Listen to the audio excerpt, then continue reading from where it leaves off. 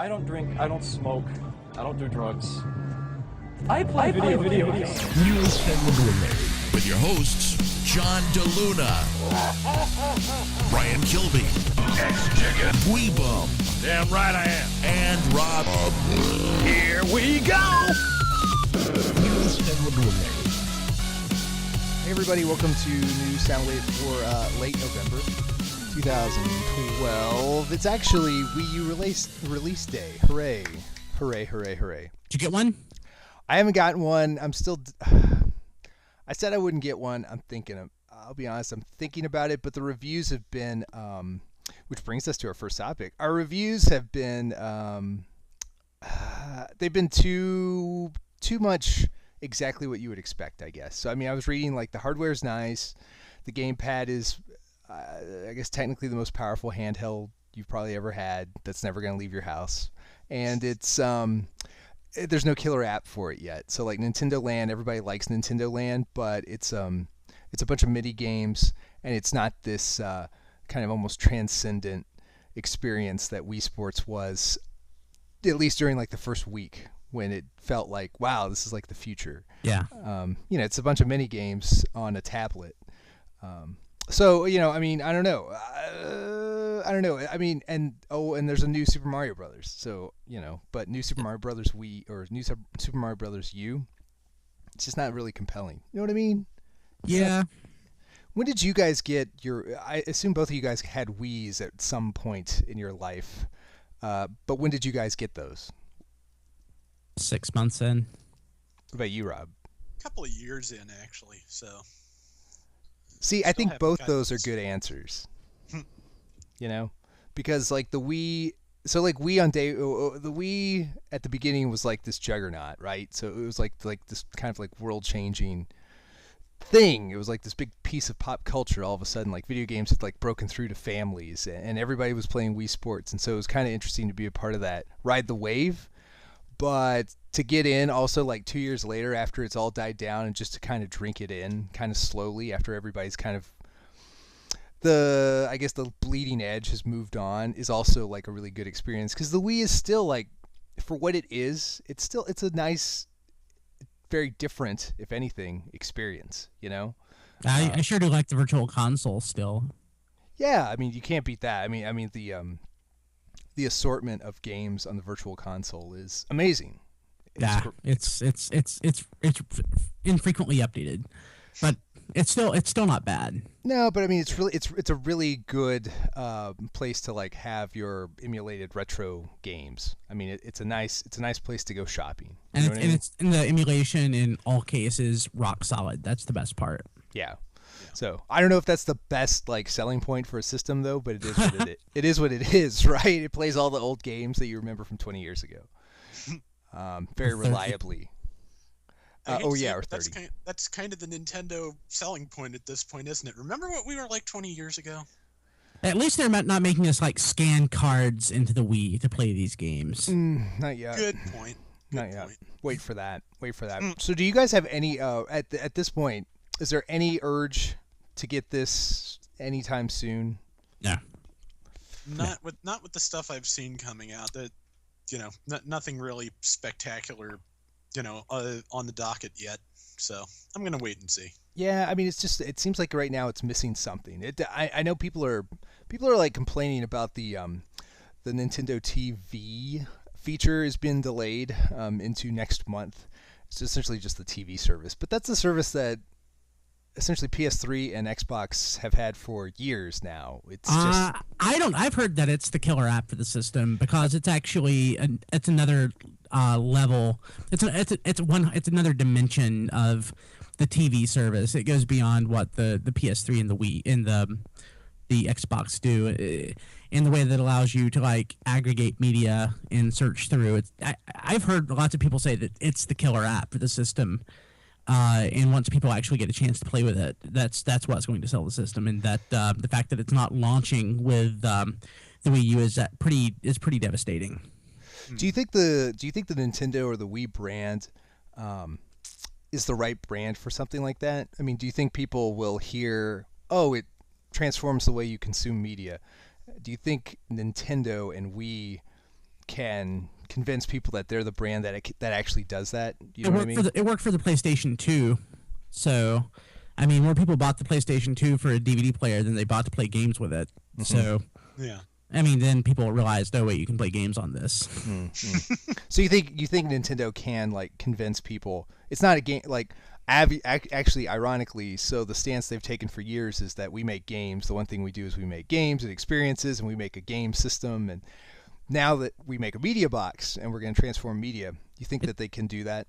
Well, you know, I my general inclination is to say no, but when I think about it, my Xbox is my Netflix box, and it's my Hulu box. It's my Amazon Video box. If I had Spotify, it would be my Spotify box. I think more people are using consoles for media consumption than they're using for, you know, gaming, or as many people are. I mean, anecdotally, most people that I know typically probably watch TV, Netflix, 60% of the time, game 40% of the time on their systems. So yeah, I really honestly think they could probably sell quite a few Wii U's based on that. If they could just if people just realized, you know, what the potential was. Right.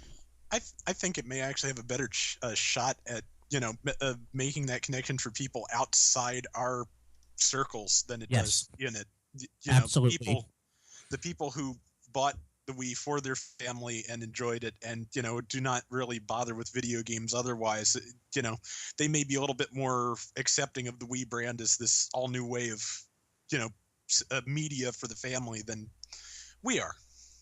Yeah, and a lot of it is the branding. I mean, you know, the Wii is, I think, branded as this family-friendly little white box that you can play games on, where the, you know, Xbox, I think, is the one that really has the, you know, more media consumption sort of branding to it, where you can do it on all that on the PS3 as well, but people still think PS3 is more like the hardcore gaming system. Yeah. But again, I'm tainted by being sort of, you know, in that, you know, mindset, part of that, you know, clique, instead of, you know, being one of the mass media consumers. Yeah. Speaking of new systems, all of the new systems, including I think the Wii U, somewhere on here, is going to sneak up and probably have a little minor Black Friday deal or two, maybe. I don't know, maybe from an accessory here, maybe third-party accessory. But going through the Black Friday deals for this year, it's really hardware heavy, as you'd probably, I guess, expect. People are trying to get people to pick an old system versus a Wii U. So let's see here. What do we got here? No. Wii console for $90 at Walmart, of course, and for $100 at Sears. Let's see, $119. You get the Wii Black with Just Dance Kids 2. Hooray! At Target. $129. You get the Wii Black with a free $30 coupon at Target. So essentially a $90 system. $149 for the 360 4 gig with Skylanders at Walmart. $149.99. A 3DS with Super Mario Brothers 3D Land, which is a great game. Isn't that right, Brian? Great game at Target. So essentially you get the game for free, more or less. PS3, a 250 gig bundle at Target for a couple $100. Same deal at Best Buy. And then at Target and Best Buy, you get a $200 364 gig with the Kinect. So yeah, it's essentially hardware heavy. And then of course the traditional like $10 titles all over the place. I think the two there that will sell the best are that Skylanders deal, and if I had to guess, I would probably say the 3DS. I got my 3DS for Christmas last year. It's a nice piece of hardware. I hardly play it, but again, I hardly, the only game it really came out for it was Super Mario 3D Land. But the fact that it's all the DS games are backwards compatible. You have all these kids out there with a DS. Probably some of them are breaking or aging out, or or scuffed up. Like we were talking earlier before the show about Goodwill. You go to Goodwill and you see the stuff that people donate. It's like broken old handheld systems and things like that are scratched and scarred. Yeah, you can play a scratched up GameCube rather easily, but you can't play a scratched up DS. No. And those things are like in the kids' hands constantly. So I think if nothing else, just to replenish basically the DS stock. That will probably sell pretty well. That's a good I may point. be wrong, but No, I could see that. It's essentially replacing the toy, a broken toy. for a yeah, lot of this. exactly.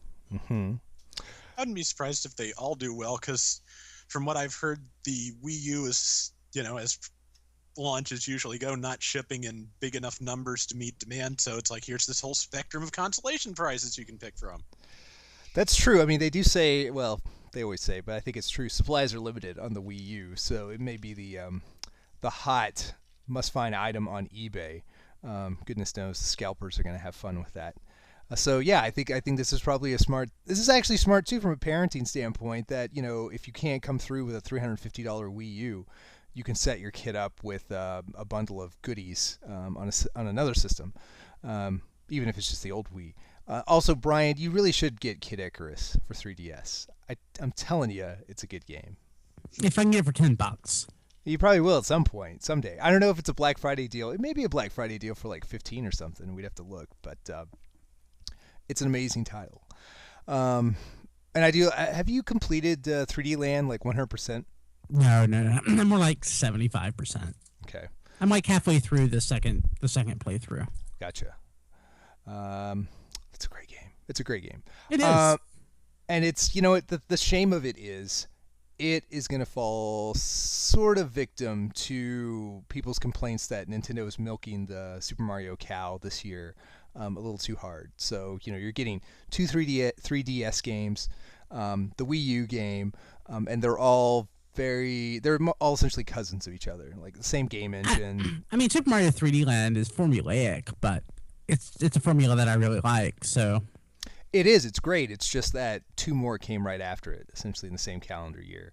So it's gonna fall into the same criticism, and that's a shame because it was the first out of the gate, and it's as good as any of them. Obviously, it's a great game. It's the game that in sort of that Super Mario 64 DS should have been when the DS launched. Mario 3D Land, of course, it was a launch title, wasn't it? Or did it come shortly after? I think it was a little bit after. Yeah, So it's a great game. The fact that the Nintendo 3DS, which came out in 2004, didn't really have anything worth playing for a year. Didn't hurt it. How were sales for the 3DS? By the way, I remember it was compared to DS at the same time frame was outselling it. Has it picked up? Well, here's the deal. So this is when I think we get into, I guess, business expectations. It's sold well, but not up to their expectations. I know last week Nintendo cut their profit forecast by 70%, and it was because the 3DS hasn't sold as well as it expected. But it has sold well. Let me see here. Yeah, they even reported that they were weaker than expected sales outside of Japan. In Japan, the 3DS is a big hit, and I think met their expectations. Good. But overall, like outside of Japan, didn't quite do what they wanted it to do. Still made money. So the total number of 3DS units sold worldwide is a little over 22 million. That's awesome. And that is awesome. That's up from 19 in June. So it's still selling pretty strong, although only 2.1 million of those are the XL model. But I don't know what their expectations were for that XL model. Yeah, it's too bad. It's too bad that the Castlevania game we're getting is a Lords of Shadow wannabe. Yeah, it Really is. disappointed. On the other hand, we're getting a remake of Dragon Quest VII, so That's true. Now I can have them all on my between Game Boy Color through 3DS. I just hope they maybe pick up the pace a little bit so it's not 3 hours to the first fight. Are you 'Cause serious? have you ever played that one? Oh my goodness. Years ago, I've got a copy of it, literally a copy that I made off Chris Triplets on my CD burner back in 1998, something like that. But I never played it, and I'm certain that disc no longer works. Yeah, it's if you know what to do, you can get it done in under an hour. But just wandering around and doing whatever, it can take you like 2-3 hours of wandering through the story just to get to where you're fighting your first slime. Oh, It that's was fun, I guess. yeah. Dragon Quest VIII in its way was actually really brilliant in the way it kind of pares back on a lot of the complexities that were introduced in 6 and really overdone in 7, because 7's one of 2 I have never finished. Oh, Castlevania. I enjoy these Castlevania tangents because I feel like they could only happen with the 2 individuals that I'm talking to right now. Or Dragon Quest. Or Dragon Quest, yes. Dragon Quest 2. Also, those 2 things. Is there any other game that you guys share cult followings with? Dragon Quest, Castlevania? I'm not that big a Dragon Quest fan. I've got all of them except for 7. I've played through like 2 of them. That's more than like 99% of the world, to be fair. Yeah. That collection right there. So yeah. I don't know. I don't care for Pokemon. So unless it's like Tekken, Soul Calibur, or Tekken or Soul Calibur, that's Ridge Racer. That's about it for me. Ridge Racer. I loved Ridge Racer. Yeah. I What love about them you, too. Rob? Never actually spent a lot of time with any of those. So Soul I Calibur ac- a little bit, but I bought I've mentioned this before. I bought a Tekken Tag tournament cabinet. I actually really considered buying a Ridge Racer 2 cabinet. Like, Wow. almost wrote the check. I would really wanted. Oh, wow. You were that close. Like you had one Yeah. maybe in your sights. Yeah. Wow. There's a Capcom versus SNK 2 arcade cabinet that's in fantastic, unbelievable shape. That's in my hometown of all things. And so when I go visit my parents, I make it a point to go stop and play it for an hour or so at the arcade. And it's got the sticker of the company that licenses it out, rents it out, leases it out to the arcade. And every time I'm over there, I think, should I call that number and just see what will it take to get this thing? Then you have the horrific logistics problem of paying for trucking for a 2-hour drive back down to Dallas, and God knows what that would do would be to the expensive. cabinet. Yeah, so the Concord Mills, which is a mall about 45 minutes north of Charlotte, North Carolina, one of the 3 arcades that's in that mall, basically in one of them, every single cabinet has a price tag on it, and they have 2 copies of Marvel vs. Capcom 2, a copy of SNK versus Street Fighter, whatever, 2, that one, and just scores of Capcom and SNK fighting games. It's pretty amazing, but I just have no room. A Tron cabinet and a Tekken Tag tournament cabinet, that's enough for me. oh, I didn't know about the Tron cabinet. Bought it for $5. Oh God! Is it like $5 to haul it off, essentially? Yeah, at a Habitat for Humanity store. Oh store, wow! yeah. Nice. Wow, interesting. Yeah, because the sad part is like parts to repair those guys are getting scarcer and scarcer. So, I mean, I would just be terrified. All the proprietary hardware is in fantastic shape. The only issue is some basic electronics, which I just basically need to open it up and replace a couple capacitors, and it'll work. I just haven't had the chance. Fascinating. We need to make like a do-it-yourself project podcast, Brian. We need to commit ourselves to getting That would be awesome. either obtaining a cabinet in my case or you restoring one. That would be awesome. That reminds me of this like tragically funny documentary that's being produced right now about 2 guys who went and bought I forgot what the source material was, but essentially it was a dual screen arcade cabinet for I think an old boxing game that they were converting to a Street Fighter. Sounds like versus Punch Out. Yeah, it may have been that, but they were taking it. It was the one where it's like mini cabinets where they're angled out like this. It's essentially like conjoined twins, really. And so they were taking that cabinet and converting it to a Street Fighter Cross Tekken cabinet, and it's a gorgeous cabinet. Unfortunately, they were about halfway through when everybody realized this is one of the worst games to come out in like 5 years.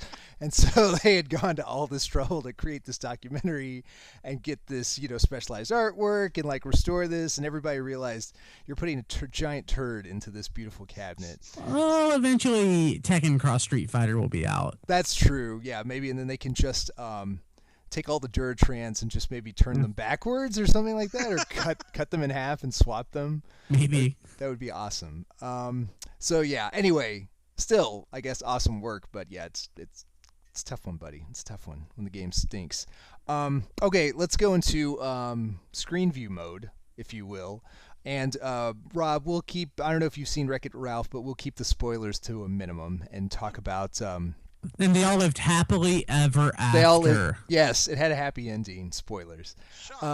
Yes, but Brian and I have seen it, and so we'll talk a little bit about the movie, if you don't mind, Brian. Let's share our thoughts on it. But then also, of the three of us, let's talk a little bit about, I guess, a bigger thing that I came away walking away from this movie with, and that was the guys in Hollywood are our ages now. And so that's kind of where we got this movie from. And this movie calls on a lot of stuff from our memories, specifically, obviously, of video games. So now video games are this like creative fodder for retro comedy, like nostalgic references and things like that. It's video games. That, back when we were growing up, it was stuff from the 50s and 60s that guys were calling upon, right? Yep. Guess what? Now it's like the early 80s and late 80s, essentially. So, okay, so Brian, what were your thoughts on the movie? What'd you think of it? I liked it. I don't think it was fantastic, but the movie itself was good. I enjoyed it a lot. I really liked the character of Fix-It Felix Jr. Usually one of those very two-dimensional character, but toward the end of the movie, he started respecting and understanding Wreck-It Ralph a little better. I thought Wreck-It Ralph was pretty much he's the bad guy that wants to be good, and nothing really much changes. Toward the end of the movie, he accepts that, you got to be what you got to be, and he basically turns, lemons into lemonade, yada yada yada.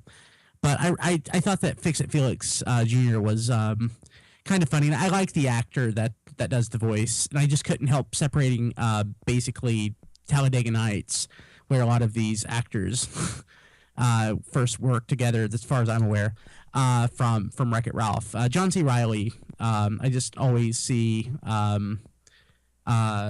Ralph, Kyle Naughton Jr. or whatever his name was from Talladega Nights. But I hated Vanellope von Schweetz. I hated her.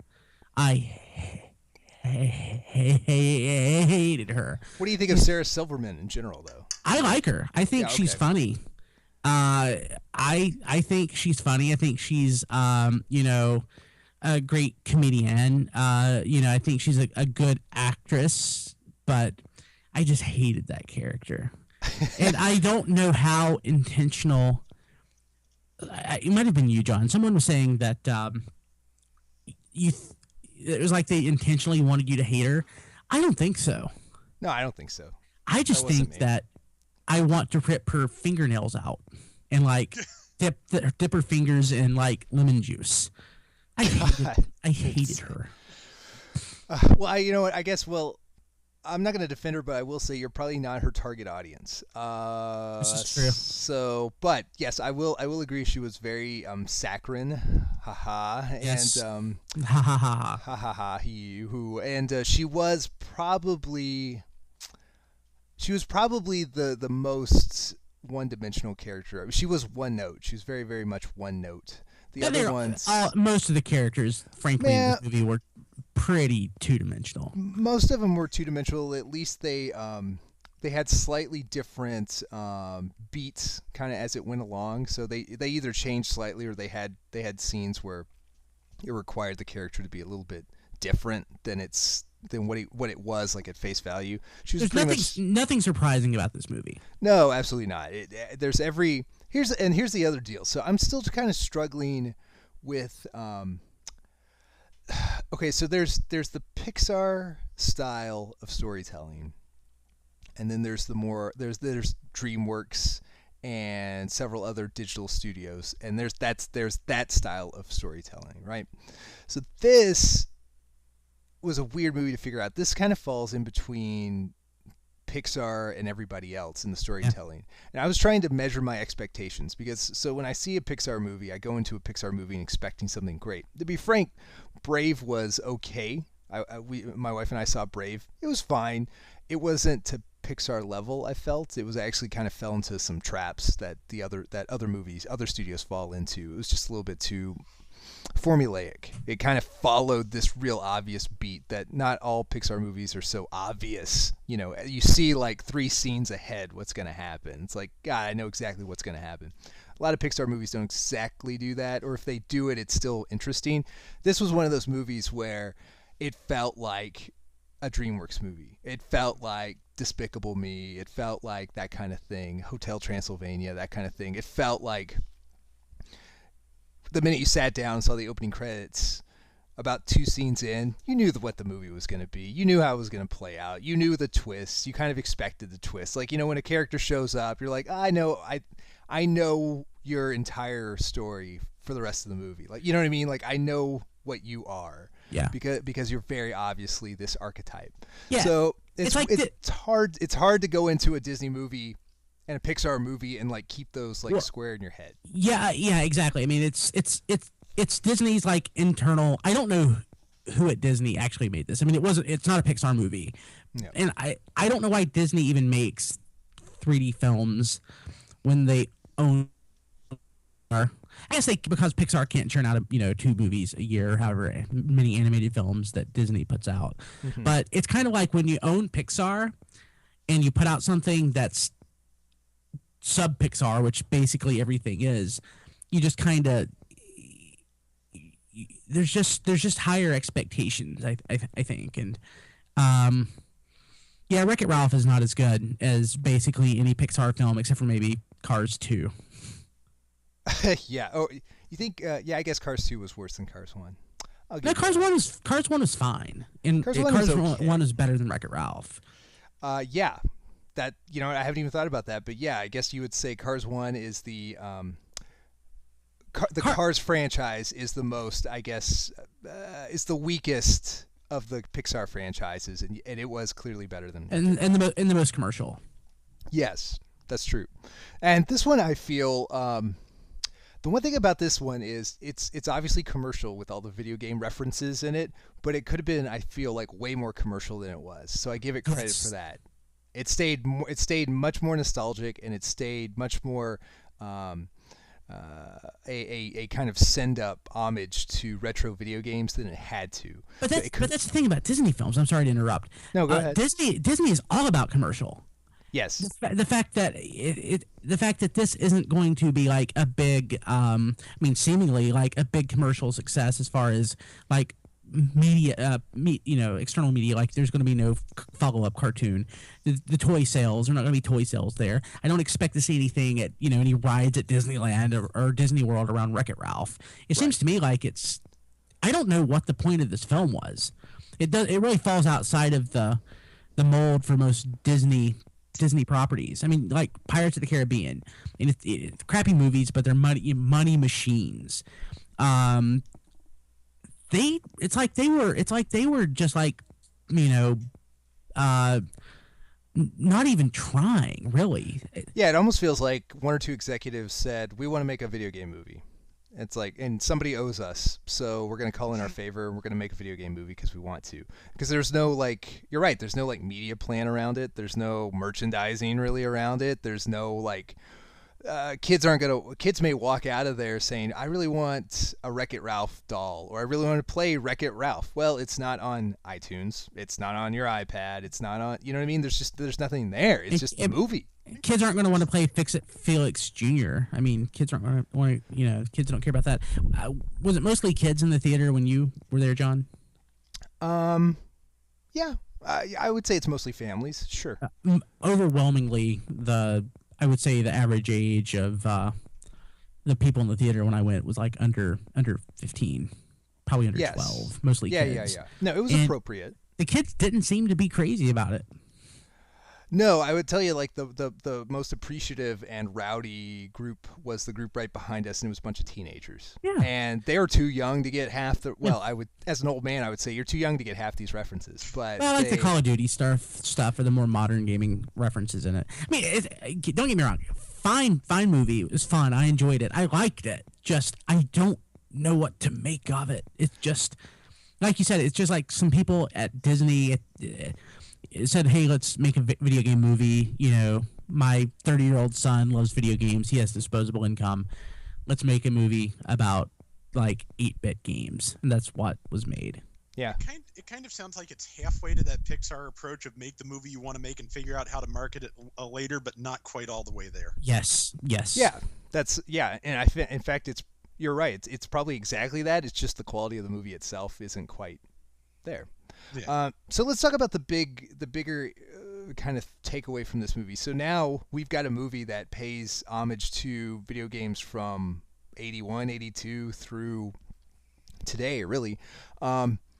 So here we are, guys. We have a creative force in Hollywood and obviously in video games that are our age, that see video games from a similar point of view, probably have very similar nostalgic tendencies that we do, and now they're getting projects through greenlit that express that. So I walked out of Wreck-It Ralph thinking, not so much thinking the old joke, gosh, I'm old, just thinking that video games are now at least two and a half maybe generations old now, like the modern game. I mean, we have guys in their 30s, guys in their 40s, and certainly everybody younger who are way into video games and to some degree get all these rich references, and now Hollywood is using them and playing off them. And it's just really interesting to me to look at video games now as kind of like this pop culture resource. So now it's like a well that people draw from for their own creative needs. And these characters from all these different games, they've transcended video games somehow, some more than others. But I still, like Q*bert. I haven't thought about Q*bert in 10 years, but he's got Q*bert in weeks. Well, yeah, so he's got a fair amount of screen time in this movie, and I would think most people over 25 in the movie theater got him. Yeah. They saw him, and I never realized like video games have reached that point now where there's even characters you haven't thought of in years and years and years. You put them on the screen, and a fair number of your audience gets it. Like they're instantly transported back to that time. I mean, what were your feelings on that, Brian? Seeing all like the nostalgia. Yeah, so I guess what you're saying there sort of makes me think. So, like, historically, like in classic literature, whenever you have allusions like that, it's usually to things like the Bible, because everybody knows the Bible. Like, there's the general, like, shared schema around, like, people and culture, and there are shared things that they know. Now that we have a much richer world than, we had 200-300 years ago, games are like omnipresent. You're just constantly bombarded. I mean, I've been constantly bombarded by games since like Pac-Man fever, like when I was a kid. I mean, it's really part of our DNA. It's part of what makes us. And the fact that, you can throw up something like that on the screen and, people get it. Like Scott Pilgrim versus the World. I'm shocked that a movie like that could have ever been made. Or, I've never read the comic. Rob, have you? A little bit, yeah.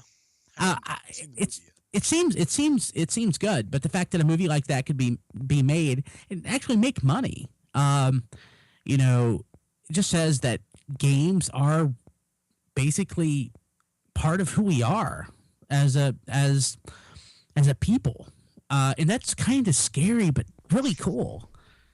The fact that you could, so basically, when we were putting together the Transformers the movie parody, I threw in the sound effect of Pac-Man dying, and then the little jingle that happens after, because it knows what that is. Everyone over a certain age, they get that. It's just because it's like ingrained into us. It's really awesome. It really is. And it's kind of encouraging. Maybe we can like push a lot of that other classical crap, out of everyone's head. Instead of Shakespeare, yeah. Yeah, and fill it full of games. It's already full of games. I mean, like, so Rob, what are your thoughts on video games essentially being now like a part of everybody's, internal resource for references and knowledge? And I mean, it's there. Nobody realized it, but it's there now all of a sudden.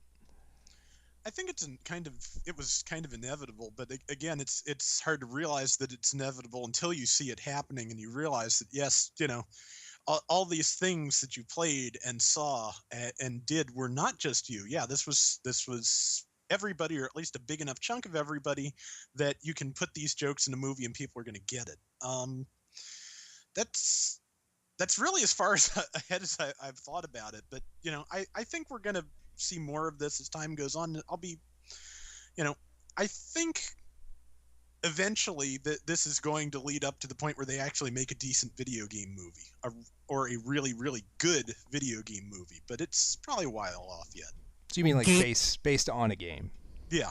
Yeah. Pretty much. I mean, I was going to say gamer. Come on. Yeah. Well, yeah. Okay. I've only seen it in clips on YouTube, and they make me very sad. It's like a lot of clips on YouTube. That's what it sounds like. Yeah. That's a great point. That our childhoods, if you had a very heavy video game based childhood, you're far from alone. And everybody all of a sudden turns around and realizes they had shared experiences, and they were either flipping through GamePro one Saturday afternoon, or playing Rampage till it was 2 a.m., that kind of thing, trying to beat Rampage on NES, which would take hours and hours. Yeah, there's like 255 levels, aren't there, or something like that? Yeah. A lot. That's dumb. But awesome when you're like, I don't know, 9 or 10. Anyway, but yeah, I mean, it's interesting. It's interesting to think that video games have become that kind of cultural experience.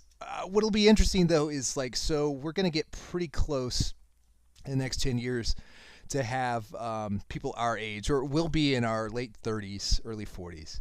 And there'll be a lot of us that have kids that are in their preteens.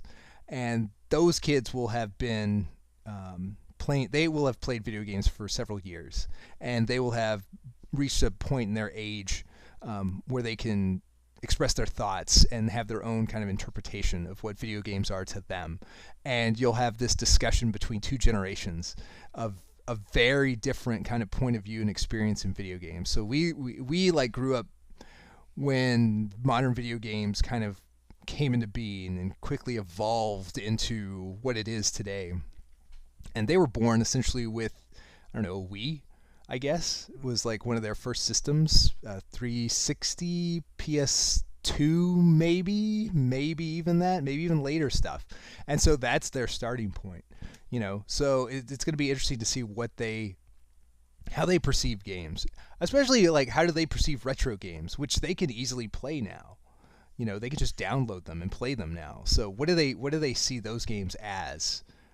Like artifacts of the past, or just kind of like these interesting precursors to the games they play? It'll be interesting to see how they discuss that with us. I think most kids will be playing things like Angry Birds and stuff like that. You think we're going to return to maybe, does that mean, do you think they would find like old retro games more interesting because of that? I think so. I mean, not that games like Call of Duty aren't going to be super huge hits, but those are like not every movie is an Avengers. Not every movie, is The Dark Knight. I mean, they're not all super huge hits. You don't have everything isn't a AAA tier level, experience. Or a lot of the things that people play, games that are 2D that are played on a phone or an iPad are cheap, usually free, easily. Parents aren't going to think twice about downloading, a puzzle game or something, or, Angry Birds, the newest, or the Bad Piggies, or whatever the new game is. So I think kids will probably have some sort of tie to these games more so than things like where we played GoldenEye, or like Mario 64. I mean, those will probably probably seem antiquated. I mean, they seem antiquated today. But I think retro games like 8-bit games, the 2D stuff, probably carry over pretty well. Yeah, I think we're kind of going to have a situation where we have a bunch of different people who, are fans of video games, being fans of different things what we do now, but it's just going to continue because, you brought up the Avengers. I didn't read a lot of modern comics growing up. I read some, but what I read was the trunk full of 60s comics my father had. And we're going to have the same situation with video games where there are people who played their parents' NES or N64 or even Atari 2600, and they may have a totally different perspective on video games than the people who, had the newest, best system as a kid. What's really going to be kind of interesting is that, like you said, things like Angry Birds, as I've been saying about the whole, ginned up casual gamer thing, games like Angry Birds have a lot more in common with the games we had as a kid at the youngest age, the arcade games, than the direction gaming has taken since. So I think the people who had those games and the people who had the really old, 8-bit stuff are going to be able to meet in the middle a lot easier than maybe the people who had the newer generations of hardware. Yeah. Totally agree. Awesome discussion, guys. This was a fun show. Yeah. I think that puts a bow on it. So happy Wii U Day to everybody out there who got a Wii U on launch day. I'm sure we'll follow up in the coming weeks on how the system's doing sale-wise, performance-wise. If any one of us has a moment of insanity and gets it, there'll be a review, but we'll see if that happens. But until then, I'm sure we'll have a December show at some points, and we'll probably look back maybe on the year that was. But until then, for the guys, for Brian, for Rob, I am John, and we will see you next time. 2, 1, 0. Game over. I can't quit now, Luigi. I was born with a plunger in my hand. I know. Boy, it was awfully hard on Mom. This has been New Soundwave. Visit us at tfradio.net for show notes and to subscribe to the podcast. Follow us on Twitter at tfradio for news and updates. Check out all our videos at tfvideo.net. New Soundwave is a Radio Free Cybertron production.